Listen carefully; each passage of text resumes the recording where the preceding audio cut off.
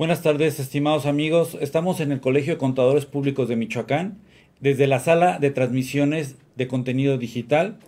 Mi nombre es Contador Público Certificado Alan Omar del Río Ortiz, presidente del colegio, de la Comisión Sector Empresas y ONG de este colegio. Esta tarde tenemos una entrevista muy interesante a cargo de mi amigo José Esaus Tapia Rodríguez, el cual nos va a platicar un poquito sobre el tema de la prevención del lavado de dinero. ¿Cómo estás, amigo? Buenas tardes. Muy bien, Gusto amigo. saludarte. El gusto es propio. Pues saludando también a todo el auditorio que tenemos el día de hoy. Un tema por demás interesante que viene evolucionando día con día a tal grado de que se está preparando una certificación para todas aquellas personas que realizan la actividad vulnerable, para asesores y todos aquellos que estén interesados. Entonces, creo que hoy vamos a tener un buen tema, amigo, algo de lo que nos va a llevar a platicar un buen rato. Tú lo sabes, tú mejor que nadie, que sabes que estás enfrente de esta comisión de sector empresas, sabes las repercusiones tan grandes que tiene. Sí. Y no sé cómo has visto tú a las diferentes cámaras, tanto de construcción o algunas otras, ¿cómo los has visto a ellos que estén preparados? Mira, necesitamos más preparación, eso es obvio, necesitamos más conocimiento. Muchos sectores, muchas empresas no le han dado la importancia que tiene. Será porque a lo mejor todavía no las autoridades no han apretado en ciertos rubros, pero la obligación está ahí. ¿Qué te parece, para ir entrando un poquito en el tema, que nos platiques un poquito qué es la prevención del lavado de dinero y cómo sé si en mi empresa hago alguna actividad vulnerable? Ok, perfecto. Bueno, ¿qué es la prevención del lavado de dinero? La prevención del lavado de dinero es una tarea que no va directamente en conjunto con las cuestiones fiscales. ¿Por qué lo toco así? Los empresarios, dueños, etcétera, etcétera, luego tienden a cargar la mano al contador. La verdad, tienden a cargar la mano al contador a tal grado de que lo tienen como psicólogo, lo tienen como abogado laboralista, lo tienen como todólogo, básicamente en la empresa. Entonces, ¿qué sucede? Dejar esta materia tan importante en manos de alguien que no tiene la preparación adecuada para poder estar presentando informes, avisos, tener el manual, tener expedientes, puede ser catastrófico para las empresas. ¿Por qué?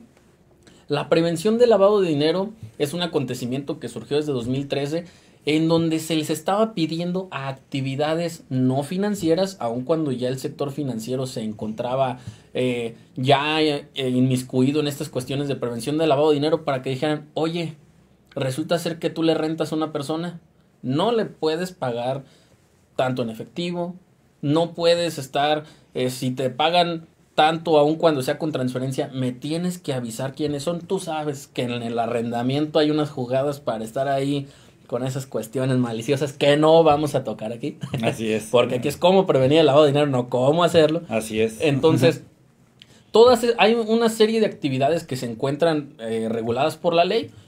Metales preciosos, compras de carros, también los mutuos préstamos y créditos, que es una que a partir del 18 de enero de este año ha comenzado a cobrar más importancia. Tenemos que estar cuidando, ¿por qué? Porque las empresas tienen que reportarle al Servicio de Administración Tributaria, para que a su vez le reporte a la Unidad de Inteligencia Financiera qué movimientos tenemos y de qué manera es. Ahora, contestando a esta pregunta que se encuentra íntimamente ligada con qué es la prevención del lavado de dinero, ¿cómo sé si realizo una actividad vulnerable? Lo mejor sería acercarse, ya sea aquí al Colegio de Contadores o con una persona que esté especializada, para que les diga cuáles son las actividades vulnerables que se encuentran en la ley. Platicaba hace poquito, es muy sencillo identificar siempre y cuando conozcas el tema. Okay. Si yo compro una pintura, ¿tú crees que alguien así, que no tiene conocimiento de la ley, una persona que no tiene conocimientos ni contables ni legales y ni siquiera administrativos, si va y compra una pintura en el extranjero y le resulta ser que le sale casi en $1,000,000, ¿tú crees que esa persona le va a pasar por la mente que es una actividad vulnerable? No, no creo. Va a estar muy emocionada por su pintura Va nueva. a estar ¿Qué tal que se está consiguiendo un Van Gogh, que una pieza invaluable, y él esté emocionado por la compra? Le va a ganar la emoción y puede ser que pague más dinero en efectivo o aún así, pero él no sabe que está realizando una actividad vulnerable. Una persona que tiene en arrendamiento huertas, que tiene bodegas, te apuesto a que no les pasa por la mente que están realizando una actividad vulnerable, pero también si bien es cierto que el contador por lo menos debería de conocer que están ante la presencia de una actividad vulnerable, lo cierto es, amigo, que no tendría que recaer en él todas las obligaciones para su cumplimiento. ¿Tú qué opinas al respecto? Estoy de acuerdo, creo que es una materia que sí requiere de un especialista por todo lo que conlleva dentro de, inclusive la cantidad de multas, que ahorita a lo mejor tú nos platicas un poquito de eso. Y bueno, ya que tocaste el tema, ¿qué nos puedes platicar de qué tipo de actividades son vulnerables para la ley? Así más o menos para que nuestro auditorio se dé una idea de decir, ay, a lo mejor sí caigo en esto y sí me tengo que asesorar. Claro, claro. Podemos empezar por algunas que son comunes en el sector de la construcción. Sí. La construcción y posterior venta de bienes inmuebles. Es una de las más recurrentes y una de la que en lo personal me ha tocado implementar más defensa. Lo platicamos detrás de cámaras, tú lo sabes, las empresas son muy renuentes en el apartado de querer cumplir con todas sus obligaciones, en especial cuando saben que conlleva un costo, es la realidad, pero nada es gratuito en esta vida. ¿Qué sucede? Si construyes, vendes, actividad vulnerable. Ahora las inmobiliarias, újule, si te platicara, tengo un amigo que me dice, yo hago la labor de un agente inmobiliario. Está tan motivado con esta actividad que se inscribió. Uh-huh. Creo que es en AMPI, si no mal recuerdo, algo por el estilo. Se inscribe y dice, no, ya estoy certificado, ya recibí mi certificación para poder ser agente inmobiliario. Y le digo, ok, ¿y tú sabes que tienes que estar presentando avisos? Así es. Y dice, ¿avisos de qué? Yo, ¿cómo que? Pues ya fuiste, ya te certificaste, tienes que conocer. No sabía. Digo, ya había vendido 6 casas en ese momento. Le digo, qué bueno por ti, pero ojalá que la ganancia te alcance para, si la autoridad te detecta, puedas llegar a un acuerdo. ¿Qué otra cuestión tenemos además del sector inmobiliario? El arrendamiento. Una de las actividades también que son más recurrentes por parte de la gente. De repente tienen una propiedad como persona física, se la quieren pasar a una persona moral, a lo mejor se pone una renta significativa o sí se cobran rentas bien. Y ahí es donde se detona la actividad vulnerable. ¿Qué más tenemos? La prestación de servicios profesionales de manera independiente. Donde caemos nosotros, donde cae gran parte del auditorio, en donde en este caso sí constituimos sociedades, aumentamos capital, disminuimos capital, fusionamos, escisionamos, diversas otras actividades. Incluso ahí es donde la autoridad pretende que el outsourcing sea exactamente como actividad vulnerable, tanto que para esta fecha ya tenemos entonces ahora sí nuevos formatos para el cumplimiento de outsourcing. Recordemos que esta actividad trae cambios muy significativos, amigo, no me dejarás mentir, en cuestión se prohíbe la subcontratación. Así es. Surge el REPSE. Así es. Y entonces ya la gente dice, si soy REPSE automáticamente soy actividad vulnerable, pero ese será un tema para después también. Ese es otro tema. Exactamente. Que también está un poco complejo. Exactamente, entonces la subcontratación también tenemos que estarla presentando como actividad vulnerable. La compraventa de vehículos terrestres, marítimos, aéreos, ya sean nuevos o usados, también son actividad vulnerable. Si tú, amigo, vas a la concesionaria que más te guste, te compras un vehículo, te hacen llenar un formato porque te están identificando como cliente. No te puedes llevar el vehículo que tú quieras si no cumples con la documentación correcta. Así de sencillo. ¿Qué más tenemos? Los mutuos, préstamos y créditos, amigo. Que es muy recorrido, sobre todo en esta época de pandemia. Sí, lo platicamos ahorita. La verdad es que las empresas a veces necesitan un respaldo y le dicen flujo para poder sobrevivir. Sí, no tienen para pagar la nómina. ¿Qué es lo que hacen? Métele un préstamo. Métele un préstamo, exactamente. Entonces, los mutuos, préstamos y créditos, incluso cuando son empresas de las mismas personas, de los mismos dueños, sin que formen parte, sin que sean, un grupo empresarial tal como lo marca las reglas de carácter, exactamente, las reglas de carácter general, en donde una persona moral tenga control o administración sobre otras personas morales, tienen que presentar avisos. Entonces, es otra actividad de la cual debemos de tener mucho cuidado. Algunas otras más, también tenemos las pinturas, las obras de arte, los relojes, que son piedras preciosas o joyería y demás. Entonces esas son algunas. Ahora muy reciente la incursión de las criptomonedas. Uh-huh. Las criptomonedas o los activos virtuales pasan a ser una actividad vulnerable. ¿Por qué? Porque ahí está un mundo de dinero en una cuestión que está en el internet. Así es. Está en una memoria, está en el internet. Entonces, tanto dinero debe de ser vigilado también por cuestiones de prevención de lavado de dinero. Esas son algunas de las más recurrentes. Las mismas se encuentran en el artículo 17. Ahí se encuentran todas las fracciones en donde están. Voy a mencionar también otra que está ahorita ya prestándosele más atención, que son los vales, tarjetas de recompensa.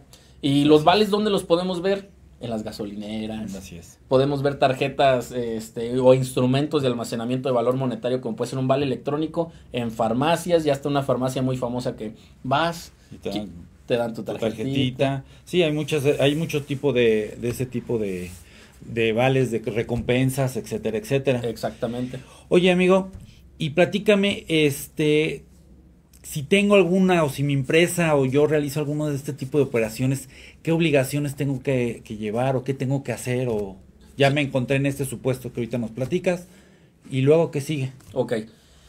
Lo que sigue inmediatamente, si ya identificamos que realizamos una actividad vulnerable, en definitiva es contactar a alguien que sepa, y pues, en subsecuente tenemos que cumplir con algunas cuestiones que marca el artículo 18 de la ley.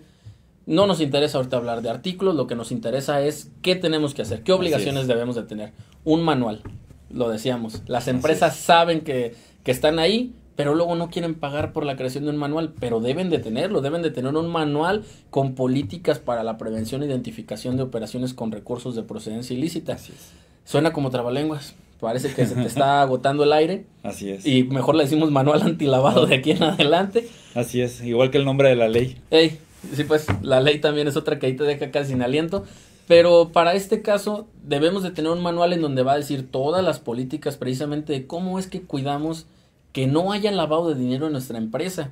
¿Por qué? Desde la persona que se encuentra en recepción en una concesionaria de autos hasta el gerente tienen que conocer el proceso de la prevención del lavado de dinero para efectos de que esa cadena no se rompa y se mantenga sólida y le podamos dar cumplimiento a lo que la ley quiere, que es cuidar el sistema financiero. Así es. ¿Qué otra cosa debemos de tener?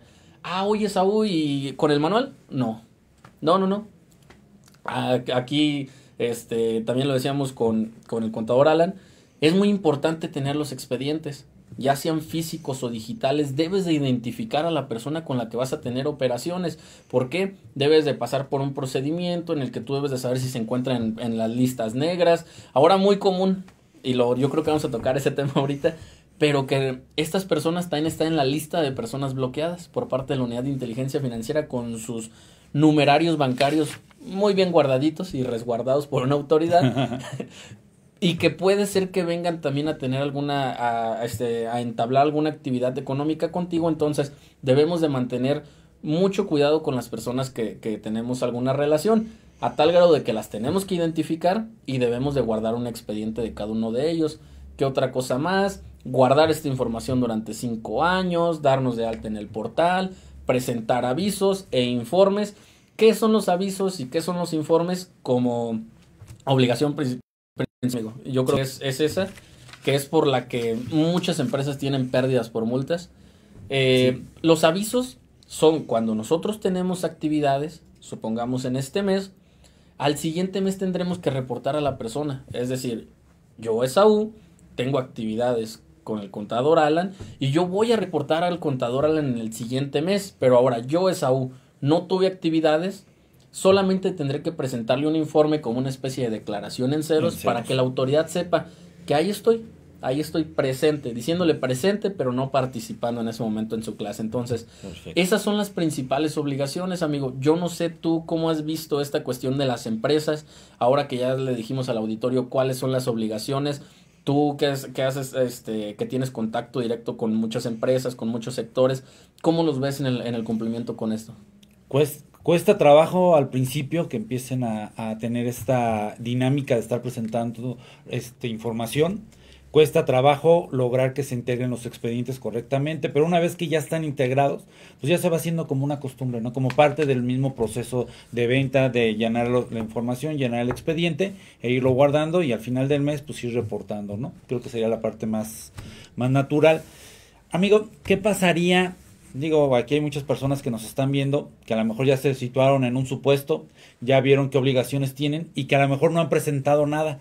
¿Qué repercusión puede tener? Porque también los mexicanos somos muy dados de que si no hay multa, pues no pasa nada y no hacemos nada, ¿no?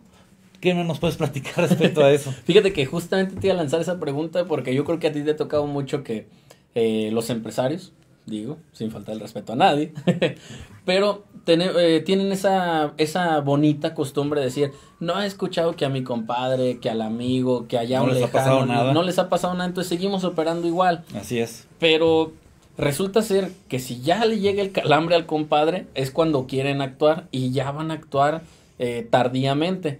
¿Qué es lo que tendríamos que hacer? Pues evaluar directamente la situación de la empresa para decir, bueno, si viene una multa, ¿por qué lado podemos llegar para a priori de todas las cosas empezar a entablar una defensa? Porque si la autoridad detecta y viene y realiza una visita de verificación, vamos a tener una multa. Y recordar, las visitas de verificación, a diferencia de las visitas domiciliarias, son muy rápidas, Me ha tocado que algunas se desarrollen en 2 días. Es un procedimiento muy corto para poder llevar a cabo todo. Entonces, la gente luego tiene, no, presento después o que me requieran en la segunda acta. No, señores. Aquí es un procedimiento muy rápido. Presentas pruebas, tienes pocos días, la autoridad también tiene pocos días para que te dé ya la resolución de cómo vas a quedar tú con tus multas. Y ojo, porque el no presentar avisos, amigo, trae una multa de 871,000 pesos. Ojo. Ojo, nomás digo poquito. Ojo. Imagínate, ¿tú qué harías, amigo? ¿O qué piensas al respecto? Si una empresa tuvo que haber presentado desde enero a diciembre y les llegan 871,000 pesos, estamos hablando de que es más de 10 millones de pesos. No creo que ninguna empresa aguante un golpe de ese tipo, financieramente hablando. Y creo que a veces el tema es muy importante señalarlo, porque a veces nos queremos ahorrar el especialista en lavado de dinero, prevención de lavado de dinero, porque cobra caro, pero a veces una multa de estas nos puede sacar hasta de circulación, ¿no? Sí. Nos puede sacar inclusive de la vida del negocio, y a veces queremos, pues hay que lo presente el contador, ¿no? O el pasante que va saliendo y que me está ayudando a juntar papeles, acabo que es bien fácil. Y pues si se le va algo, las multas son muy, muy elevadas. O sea, es un asunto de tomarse muy en serio. Sí, claro. Ahora, imagínate, tenemos una cultura en la que queremos que el contador sepa de precios de transferencia, de seguridad social, fiscal, financiero, etcétera, etcétera. ¡Qué pobre contador! Pero además no somos todólogos, no podemos ver todas las materias, o sea, algo se nos tiene que escapar. Sí, exactamente, para ese lado iba, porque imagínate, ya están con las normas de información financiera, ya están con las cuestiones de precios de transferencia, con lo de seguridad social, ahorita que en el colegio se está desarrollando lo del SIDA-IMSS. Así es. Y que después de todo llegue una multa porque le dijeron al contador, oye contador, necesito que te encargues de esto por el mismo costo que tienes, llega una multa y decir, fue culpa del contador. Y el contador a lo mejor pues no entra dentro de su área. Se me hace muy importante lo que comentabas del tipo de visita. No es como una visita para los contadores que nos están viendo. No es una visita fiscal como realmente estamos acostumbrados, que tardan 1 año en realizarse toda la verificación de documentación. Estas visitas no tienen nada que ver, por llamarlo así, con el tema fiscal, sino más bien es una visita, como tú dices, rápida, ven, y todas las facilidades que a veces encontramos en el código fiscal, que podemos disminuir multas, etcétera. Para este tipo de visitas no hay nada de eso. Sí podemos presentar nuestras pruebas, pero la realidad es que cuando la autoridad ya detecta ciertas cosas, multas, ya difícilmente nos las vamos a poder quitar de encima, si no es con una defensa en sede administrativa. Entonces, estamos hablando de que no quisieron pagar a un especialista, les llega la multa, les tocará pagar un abogado para que defienda, y entonces básicamente todo eso que le pudieron haber pagado al especialista, o un poco menos o mucho menos, se lo van a llevar con el abogado y pueden correr el riesgo de pagarle al abogado y aparte perder el asunto. Entonces, el riesgo de perderlo creo que es alto. A final de cuentas, y digo, a final de cuentas no es de que se trate que sí hubo actividades que se estuvieran en el tema del lavado, es por no presentar avisos. Sí, definitivamente. Ahora hay un cúmulo de acciones que están implementando. Desde hace mucho tiempo lo viene implementando el gobierno, Pero ahorita que hablamos de la lista de personas bloqueadas, y creo que puede ser un tema que podemos llevar un poquito adelante, pero esto de la lista de personas bloqueadas es, te inmovilizan tus cuentas bancarias, y me ha tocado ver en las investigaciones que tienen, que se dan cuenta de las actividades vulnerables que estás desarrollando. Entonces, no prestarle atención a una situación como esta definitivamente es algo que debe de tener mucho cuidado. Ok, platícanos, si yo soy el representante de una persona moral y incumplo, mi representada está incumpliendo en este tipo de obligaciones, yo como representante, ¿tengo alguna responsabilidad o alguna parte se me puede transferir de la persona moral a mí como persona física? Como encargado de cumplimiento sí tenemos obligaciones. Las empresas deben designar a un encargado de cumplimiento, y comúnmente se designa a la persona que es el representante legal.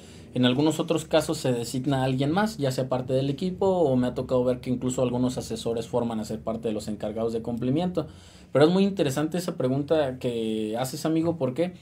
Porque el hecho de que no presente todas sus obligaciones, o vamos a un caso muy, muy gravoso, que una persona moral se vea inmiscuida con cuestiones administrativas y les toquen multas, pero que después pasara para el ámbito penal. Imagínate, como representante legal no es que se vayan a llevar a la persona moral, no se van a llevar a Chuchos Pérez Company allá al botiquín, se van a llevar a Chucho Pérez, al representante, se van a llevar a Chucho Pérez a la cárcel, y esto es lo que va a causarle entonces ya al representante legal, que dices, no, mejor tengo cuidado. Entonces debemos de ser muy cautelosos, porque en definitiva esta cuestión de la prevención del lavado de dinero, debemos de tener un compliance que a la empresa le facilite todo, le facilite la prevención del lavado de dinero, las cuestiones fiscales, etcétera, etcétera, pero a tal manera en que no caigan en los supuestos del 400 bis del Código Penal, porque entonces ya por cuestiones de delincuencia organizada, ya ahí sí el representante legal ya estará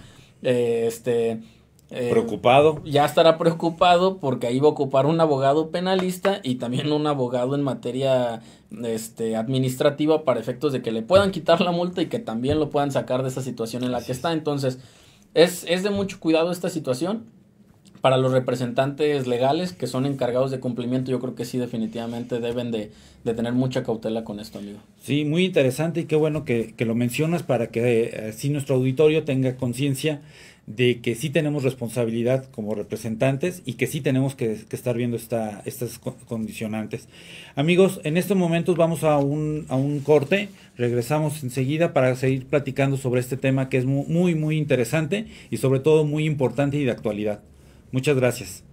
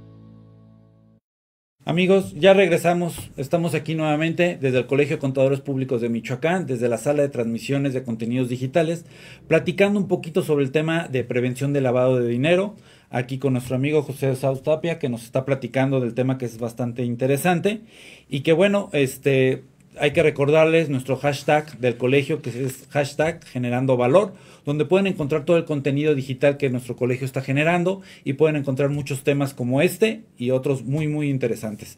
Y pues bueno, vamos a continuar aquí con nuestra entrevista. De este tema, que es un tema muy importante, ¿quiénes son los que más deberían de aprender de este tema? ¿Quiénes deben de conocer este tema? ¿Quiénes deben de...? No hablo de ser expertos, porque obviamente pues eso es pues, es tema de un especialista, pero digo, de nuestro público, pues ¿quiénes son los que deberían de estar más interesados en conocer de este tema? Esta es una pregunta muy interesante, tiene una respuesta también un tanto amplia. Yo creo que deberíamos de estar inmiscuidos todos, la realidad. Ok. ¿Por qué todos?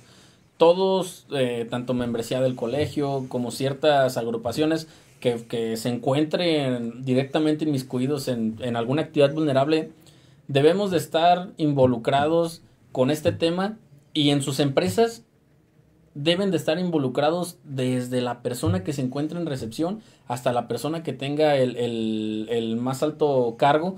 ¿Por qué? Porque lo mencionábamos hace un rato. Esta es una cadena que no se puede romper, que si se rompe le va a causar una consecuencia catastrófica a la empresa y que va a traer consigo una consecuencia enorme. Entonces, yo directamente o lo que procuro hacer es a veces capacitaciones gratuitas o webinars también, porque creo que es algo que todos debemos de conocer. No me dejarás mentir, amigo. Cuando una persona no conoce de un tema, se le hace muy fácil ciertas cosas. Hacer varias cosas que Sí, están prohibidas y pues es bien fácil. sí, sí, sí. ¿Qué pasaba? Me voy a salir un poco del tema para ejemplificar. ¿Qué pasaba con aquellas personas que no conocían el alcance de la venta de facturas? Ellos querían ganarse un peso, y la verdad es que así es. Le decían al contador, no, hazme una factura y ahí se la mandas. Y tal vez el contador decía, esta factura no se hizo. La verdad es que no trabajamos en esto, pero bueno, ok. Y se les hacía muy fácil, y de repente una, otra. ¿Por qué? Porque empiezan a generar, ven que es un ingreso fácil, a tal grado en el que, ¡pum!, listados en el 69. Y esto entonces ya llevaba a que tuvieras que acreditar las operaciones, pero si no hiciste nada, entonces ¿cómo le va a hacer para acreditar algo que no hiciste? Así es. Si esa persona hubiera tenido información en su determinado momento para que dijera, ah, ok, me pides una factura, pero sé que trae consigo, estoy seguro que se niega.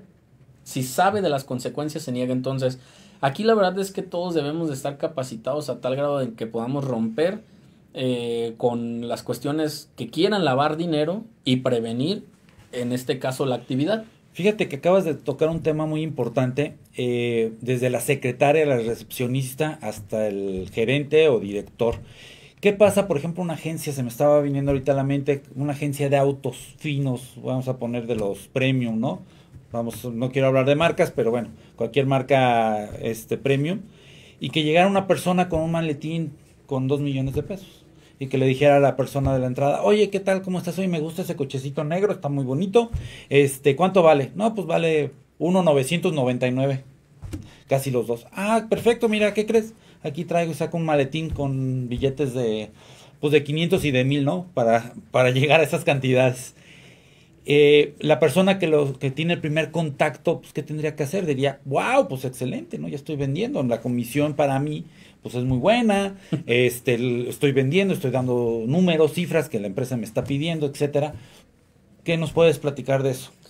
En esta cuestión, definitivamente das en el clavo en una situación muy interesante, porque si esa persona que quiere vender el auto no tiene conocimiento de las cuestiones de prevención del lavado de dinero, le va a ganar la emoción y lo va a vender. Así es. Lo va a vender porque imagínate, vende ese carrito de 1,999,999. Va a sacar el peso de él de su cartera y le va a decir, ten, aquí está tu cambio, llévate el carro, ten las llaves, nada más. ¿Sabes qué? Es más, yo te mando traer las placas, te doy un bono, vemos lo que hacemos. Esto por la emoción de quererse ganar la comisión. Así es. Pero la consecuencia en la que va a meter a la empresa, ¿por qué?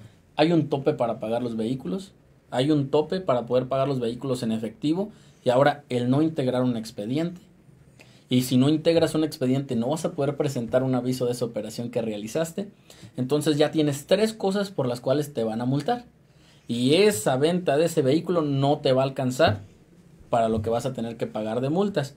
Entonces todas estas cuestiones, como bien lo dices, desde el puesto más bajo debe de estar capacitado por cuestiones de prevención del lavado de dinero. Para eso sirve el manual, para saber cómo funciona el organigrama de la empresa o una persona física, cómo tiene que realizar el cumplimiento de toda esta actividad vulnerable, porque si bien es cierto, nos hemos enfocado mucho en que esto debe de ir para las empresas, pero las personas físicas también realizan. También realizan actividades. Yo conozco arquitectos que hacen desarrollos inmobiliarios y ellos dicen, yo no tengo un cuerpo, o sea, en el manual ya de políticas, sabemos que no tienen un cuerpo, un organigrama como tal con el que operan, pero sí, ellos sí saben que tienen a lo mejor un asistente, alguien más que interviene en el proceso, y esto tiene que ir plasmado en el manual, tiene que estar demarcado el procedimiento que nosotros debemos de tener. Entonces, para mí es una pregunta estupenda.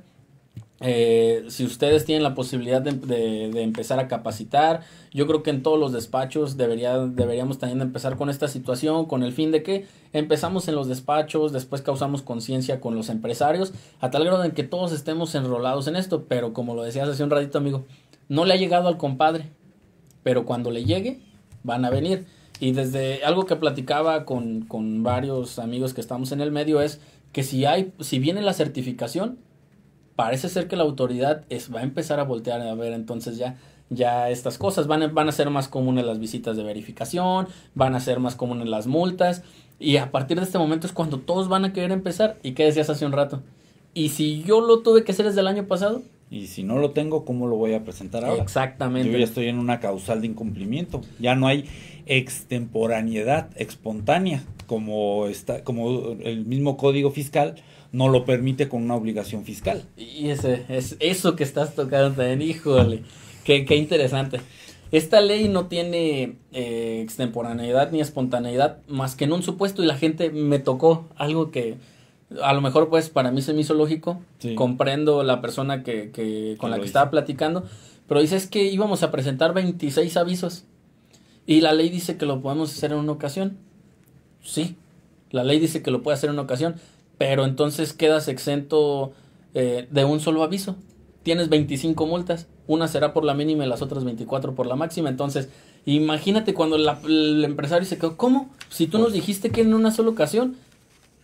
No es como luego la gente quiere darle esa denotación, esa interpretación a la ley. Entonces, muy importante conocer la ley y darle cumplimiento. Y mucho cuidado, porque luego muchas veces como contador, pues lo tenemos muy grabado, ¿no? Es espontáneo, extemporáneo, no pasa nada. No, aquí no cuenta esa parte del juego, ¿no? Oye, amigo, otro tema que me gustaría, bueno, mismo tema, pero estas incumplimientos que podemos caer, muchas veces me queda claro, lo hemos platicado, por falta de conocimiento, no por dolo, no por quererlo hacer, sino a lo mejor por la máxima, ¿no? Por no conocerlo, más no nos exime. ¿Tendría alguna consecuencia en materia penal? Fíjate que sí trae algunas cuestiones emparejadas con la materia penal, como lo es directamente el delito de delincuencia organizada con estas situaciones. Mucho se ha hablado a partir de que comenzaron algunas reformas, tanto en materia fiscal como en estas cuestiones de prevención del lavado de dinero, donde se vincula el artículo 400 bis del Código Penal Federal, que para aquellos amigos que no tengan conocimientos legales ni contables, el legislador buscó que todas aquellas cuestiones que nosotros hacemos, tal como lo es incluso la venta de facturas, que dices, no, vamos a tomar como delincuencia. Entonces, así es. Todas estas situaciones traen repercusiones que no solamente van a ir al ámbito administrativo, sí pueden traer sanciones penales y se puede caer en la comisión de un delito.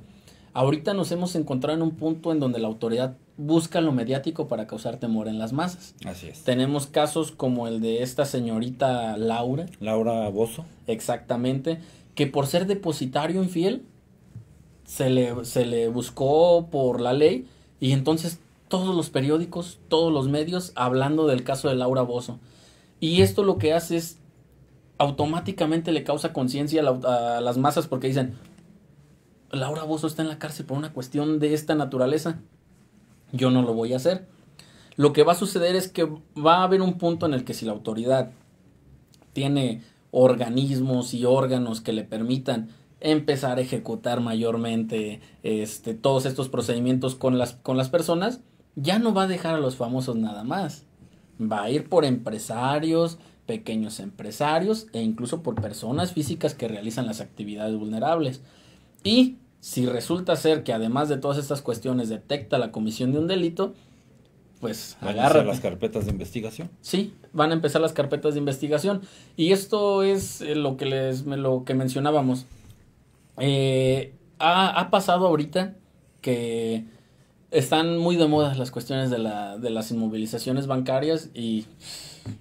Sí, te iba a preguntar algo sobre eso, sobre las inmovilizaciones de cuentas bancarias por la Unidad de Inteligencia Financiera, si tiene que ver algo con la presentación de avisos o cómo se dan cuenta ellos. A ver, yo vendo vehículos, vuelvo a lo mismo, agencias de autos, premium, y de repente me inmovilizan mi cuenta. Digo, oye, pues eso es cómo supieron, o por qué, o cómo, o qué. Sí, y tienes toda la razón. Si bien no decae directamente en que yo tenga que presentar avisos, sí viene también de qué avisos presentan otras personas de nosotros.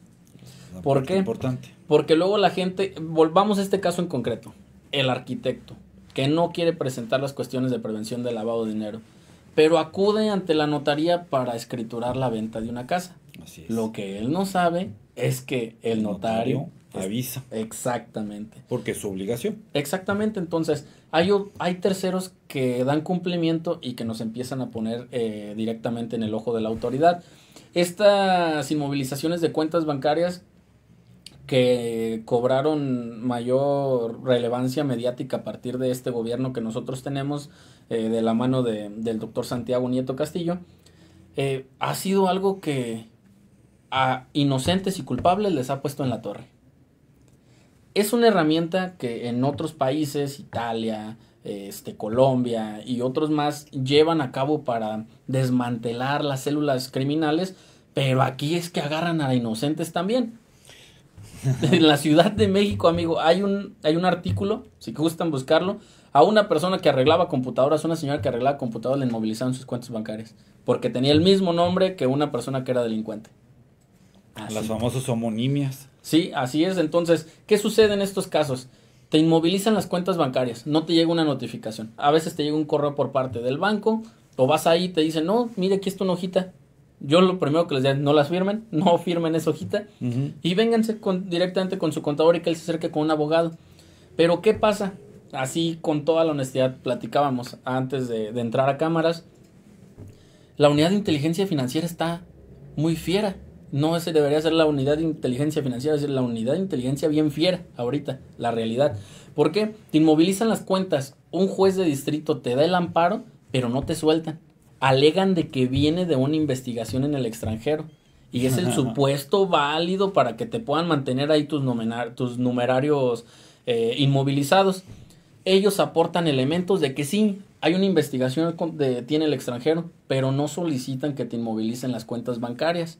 Y ellos después llevan una carpeta general donde salen muchos sujetos que forman parte de la lista de personas bloqueadas, donde ha estado el operativo Zócalo, el operativo Pitón, con algunas células criminales importantes, y resulta ser que aparece ahí el nombre de una persona.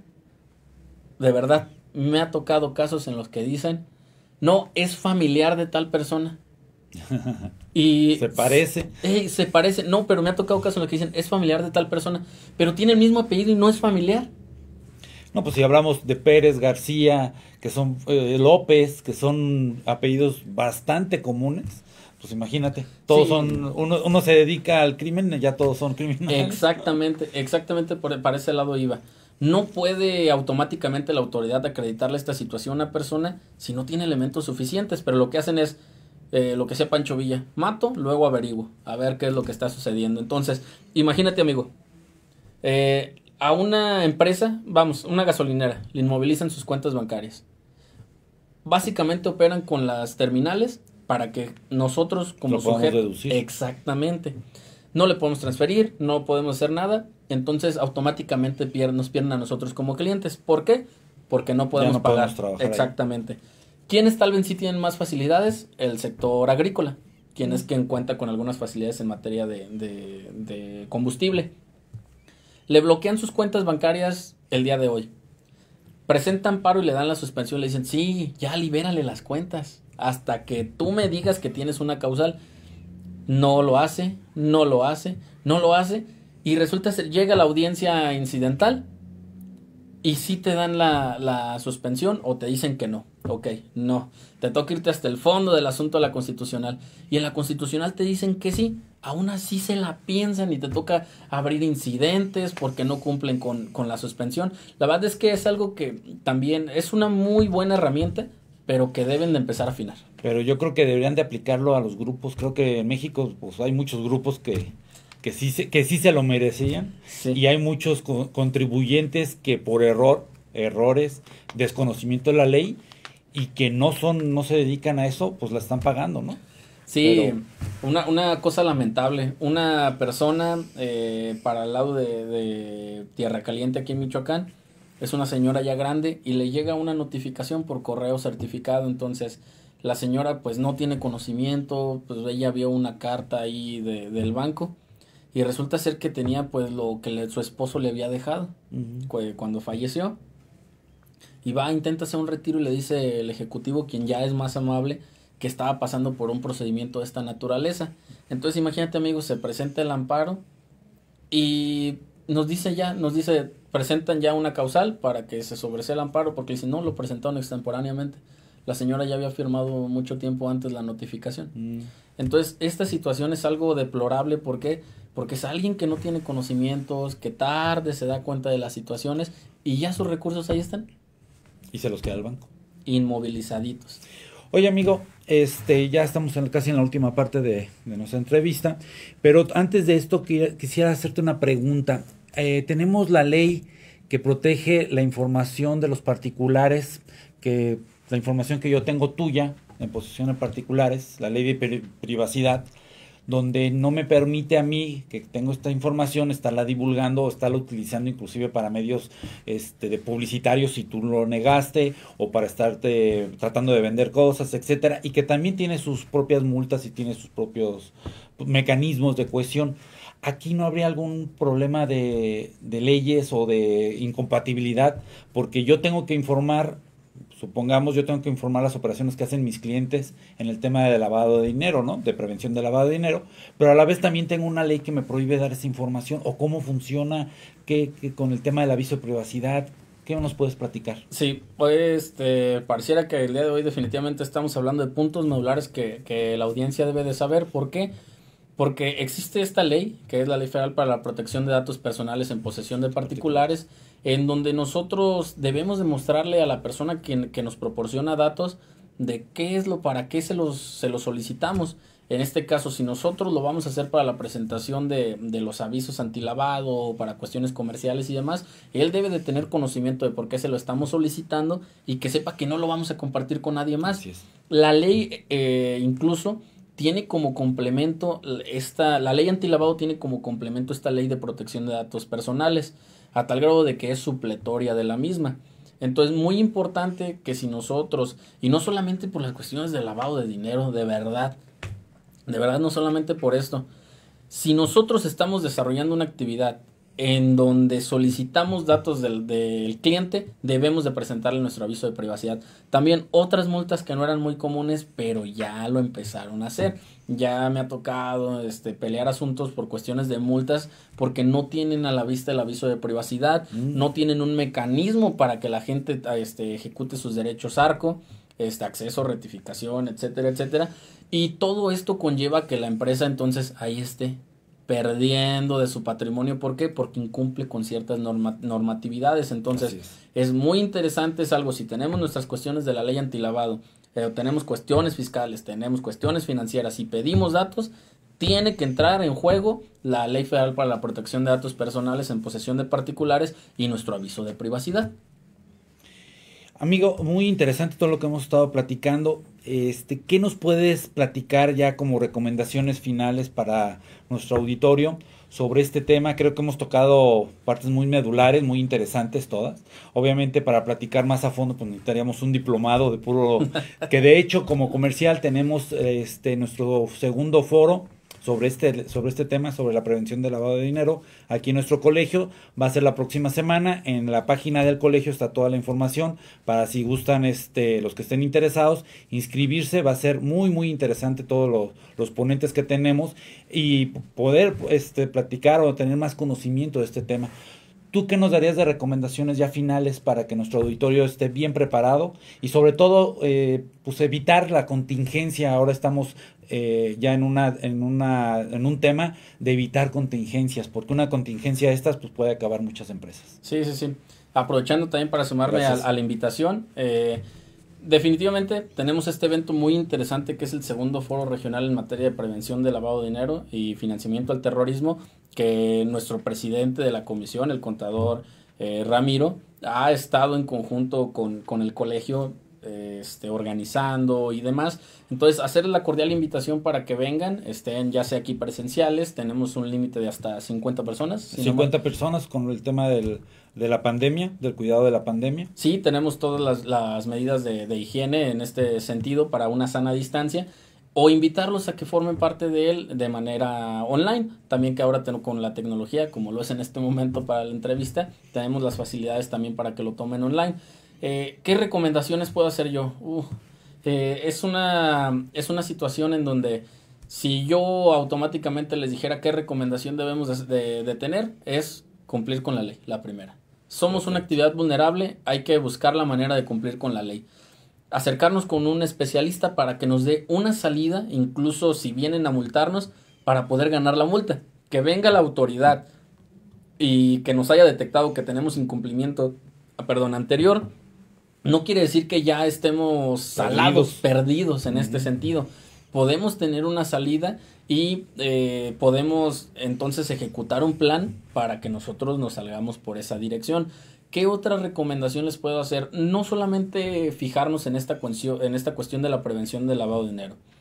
Yo creo que tocando estos temas que parece que son redundantes y que le damos vueltas y que queremos enaltecer la figura del especialista, lejos de enaltecer la figura del especialista es no causarle situaciones al contador, la verdad. ¿Por qué? Tenemos al contador que cada día 17 presenta declaraciones, está presentando cuestiones de seguridad social. Tienes al contador haciéndote contratos, tienes al contador haciéndote de todo. Entonces imagínate, del 1 al 17 ya está viendo lo de las declaraciones. No le mandaste la información a tiempo. La va a presentar ya fuera del 17. Ahora, si no le manda las cuestiones de prevención de lavado de dinero, también se tienen que presentar hasta el día 17, tiene ese límite. Entonces, para mí una de las principales recomendaciones es entablar un diálogo con el contador y saber si lo puede hacer. Y si lo puede hacer, ser justos con él, porque conlleva una gran responsabilidad y conlleva un esfuerzo grande para poder presentar los avisos, que desde mi particular punto de vista, amigo, no deben de ser considerados por los mismos honorarios que se les tienen. Estoy de acuerdo. Oye, amigo, perdón que te interrumpa. No, adelante. Ahorita que estás platicando, tendremos que tener en las empresas una especie de oficial de cumplimiento, una especie de algo así. El encargado de cumplimiento cuando se trata de empresas, y si es persona física, él es quien debe de dar cumplimiento por todas estas cuestiones de las obligaciones de la ley. Entonces sí, hay un encargado de cumplimiento, el oficial de cumplimiento es para las actividades financieras, el encargado de cumplimiento es para las no financieras, pero sí debe de haber alguien, debemos de nombrar a alguien y él tiene que aceptar su cargo, tanto lo tiene que aceptar cuando se le delegue, como lo tiene que aceptar en el portal antilavado, que también es muy importante. Si no lo hacen, es como si no tuviéramos encargado de cumplimiento y esto recae en el representante legal. Entonces yo creo que esas son de las principales recomendaciones. Para mí es algo muy bueno que tenemos que desarrollar, pero en algún momento se convierte en malo si no lo desarrollamos a tiempo. Claro, se nos puede generar inclusive en una contingencia, híjole, que puede llevar inclusive a perder la continuidad del negocio. Sí, así es. Amigo, muchísimas gracias por esta entrevista, toda la información que nos has dado nos enriquece, nos da mucho conocimiento sobre este tema, nos da mucha sed de aprender más sobre este tema porque es muy importante, porque hoy más que nunca está tomando mucha relevancia y hay que tenerle mucha atención a esta. Te agradezco mucho tu atención. Hemos concluido nuestro programa, ya se nos acabó el tiempo, pero los invitamos, como ya les dijimos, a este foro. Creo que todo lo que nos has dicho ha sido de mucho valor. Hemos ahora sí hecho honor a nuestro lema, que es #generando-valor. Y les agradezco mucho a todos la atención de todos ustedes en este programa. Sigan al pendiente de nuestra página, donde vienen todos los eventos que estamos realizando aquí en el Colegio de Contadores, donde todos los profesionistas estamos dando lo mejor de sí para que ustedes tengan la mejor información en tiempo y forma. Les agradezco mucho su atención. Muchas gracias. Buenas noches. Hasta luego. Buenas noches.